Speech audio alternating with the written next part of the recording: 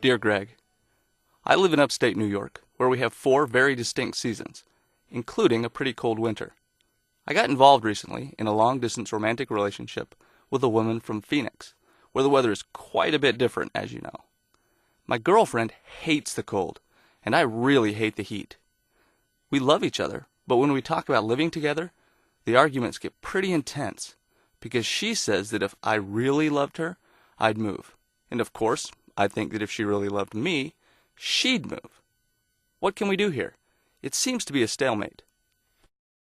This kind of conflict happens all the time in relationships, and both parties want some kind of flexibility from their partner, or both partners compromise in some way.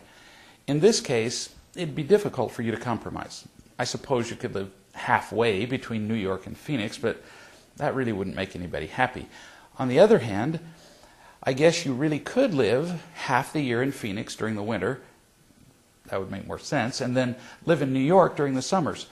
But I don't really know what your flexibility would be around your jobs. Some people would find it difficult to move their jobs every 6 months, while other people wouldn't find that difficult at all. People who work from their homes on computers and such. So living half the time in one place and half in the other is one option.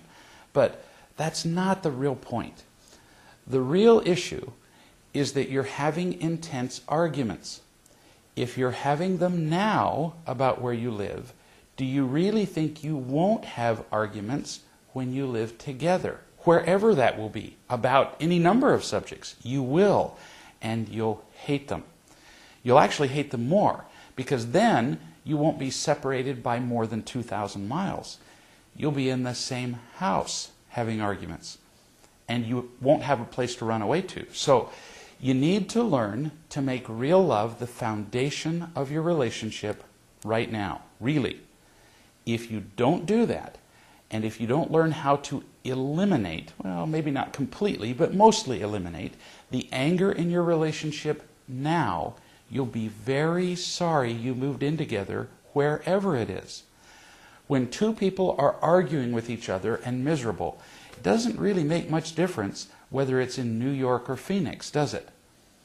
In our next session, we'll talk about some concrete steps you can take to find more real love, to learn more about each other, and to make this decision about where to live.